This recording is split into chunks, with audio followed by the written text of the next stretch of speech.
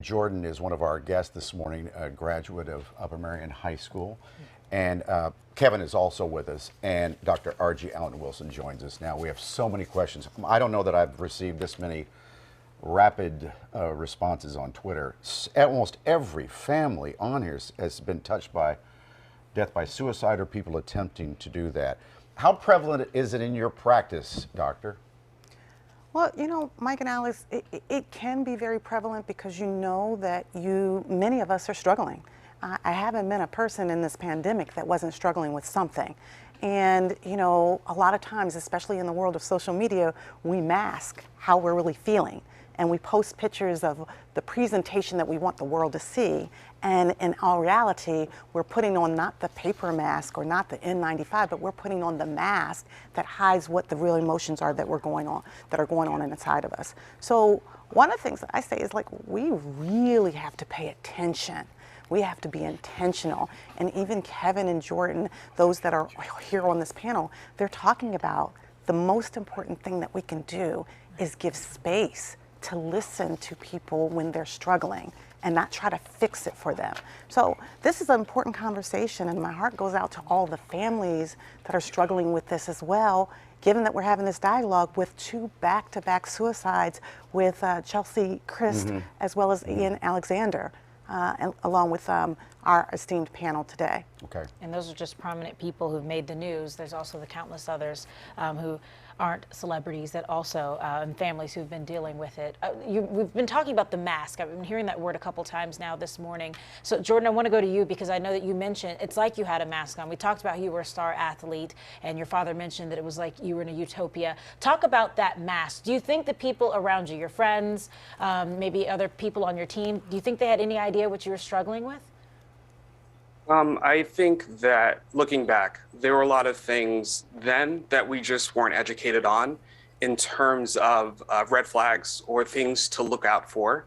Especially there were moments and times where going back, I thought, I don't necessarily want to die, but I want the pain and sadness to die. I want depression to die. And so the way sometimes that would come out in conversations of what would life be like for other people if I wasn't here? Would people be happier if I just wasn't here? And some of those thoughts would come out in conversation, but not in a clear enough way where someone might be able to pick up on it and say, wow, is Jordan okay? Especially if you see me walking around with a smile and you see me walking around and I'm trying to make other people laugh, which genuinely I do love. I love being around people. I do love making people laugh. But part of it is because I didn't want people to feel the way that I was feeling. Yep. And there were times where I know a lot of people say fake it till you make it. But I think that faking it can become incredibly exhausting if you don't think you can make it. You better believe it. Kevin, what kind of mask did you have on? I got really good for quite a bit of time before my attempt of silencing my pain. And what I realized today is that a pain shared is a pain halved. And if we share our pain with someone who empathizes, they're likely to give us the time, energy, and love and care and support like Jordan had, like I did for my birth parents, to be saved from ourselves. And when I attempted to take my life, as I said before, I was in the most lethal emotional pain I'd ever experienced. In living with these chronic thoughts of suicide over the last 21 years, I can tell you that I still have all the symptoms I've ever had. People often say, I'm well from my mental struggles. Well, I'm not recovered. I'm in recovery every day like one would be from a substance use disorder, much like my birth parents had as I'm adopted before me when they were diagnosed with manic depression, the same disease I have, and they cope with drugs and alcohol and they died. And I have this in recovery state of mind so that I can tackle it, overtake it, overcome it, and survive my pain every time.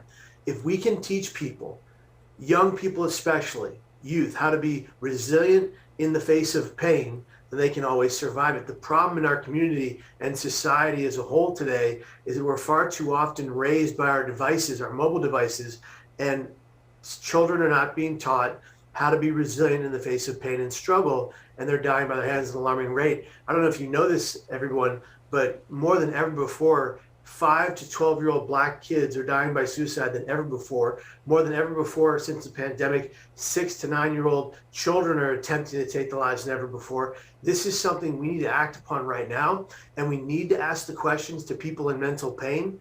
Are you thinking of killing yourself? Have you made plans to take your life? And do you have the means? Those don't put the thought in someone's mind. They instead give someone permission to speak on their pain. And as I said before, a pain shared is a pain halved. Okay. We have to take a break here, but let's bring up that. We got a couple of questions about cultural issues, and we'll talk about that when we come back.